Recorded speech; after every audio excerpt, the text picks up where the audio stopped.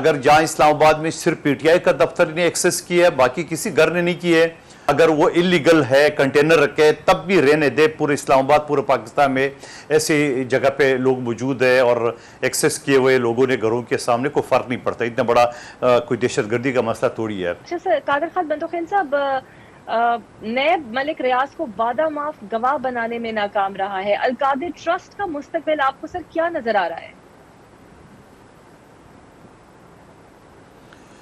देखिए, मेरे ख्याल में हुकूमत को ऐसे केसेस को, जहाँ तक इस्लामाबाद का जो पीटीआई का सेक्रेटरी था, ऐसी मेरे ख्याल में पुलिस के छिछोरे हरकतों से बाज आना चाहिए।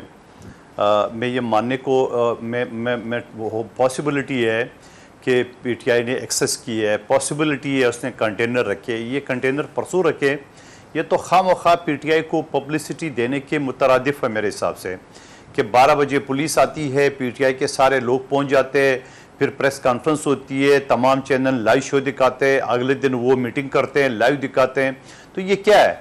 अगर जहां इस्लामाबाद में सिर्फ पीटीआई का दफ्तर ने एक्सेस किया है, बाकी किसी घर ने नहीं किए, तो मेरे ख्याल में जो पीटीआई ने अपने दौर में आधे इस्लामाबाद को तोड़ा, तो वो हरकतें तो मौजूदा हुकूमत को नहीं करनी चाहिए। और ज़रूरत क्या है? अगर कंटेनर दो खड़े तो खड़े रहे।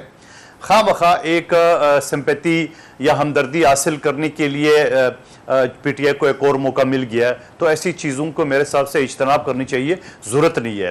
अगर वो इलीगल है, कंटेनर रखे, तब भी रहने दे। पूरे इस्लामाबाद, पूरे पाकिस्तान में ऐसी जगह पे लोग मौजूद है और एक्सेस किए हुए लोगों ने घरों के सामने कोई फ़र्क नहीं पड़ता। इतना बड़ा कोई दहशतगर्दी का मसला थोड़ी है। नैब नाकाम रहा है मलिक रियाज साहब को वादा माफ गवाह बनाने में, तो अलकादिर ट्रस्ट का मुस्तकबिल फिर क्या हो सकता है?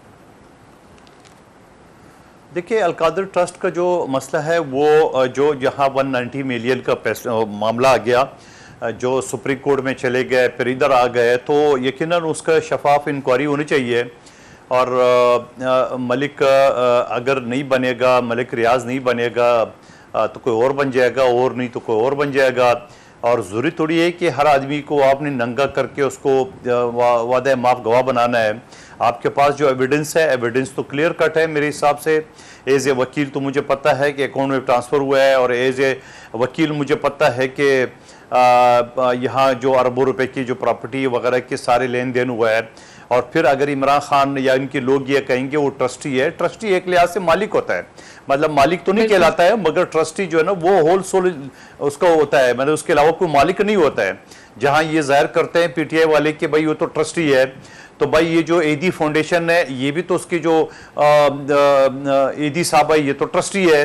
फिर आप जो दूसरे जो अदारे ले चाहे चीपा को ले ले, तो वो चीपा का जो सरबराह है वो ट्रस्टी कहलाता है। तो इन चीज़ों से जान तो नहीं छोड़ती है। तो मैं ये समझ रहा हूँ कि एक रूहानी यूनिवर्सिटी बनाने में और इस तरह जो गबन हुआ है और जो क्लियर कट एविडेंस है, तो मंतकी अंजाम तक पहुँचने चाहिए। नहीं तो फिर लोग हवाले देंगे कि फ़लाने केस का क्या बना, फ़लाने का क्या बना। तो मेरे हिसाब से जो आपका सवाल है कि सुल्तानी गवाह बनाने की ज़रूरत नहीं है। सुल्तानी गवाह मलिक रियाज के जो पैसे थे वो सुप्रीम कोर्ट से ये एकदम किस शिफ्ट कैसे हो गया, कौन से कानून के तहत हो गए, तो ये तो फिर जारी बात है, और भी मुल्जिमान बनेंगे। रास्ता मामला कैसे बनाता है, क्योंकि ज़रूरी है कि सियासी इस्तेहकाम भी आए, मुआशी इस्तेहकाम भी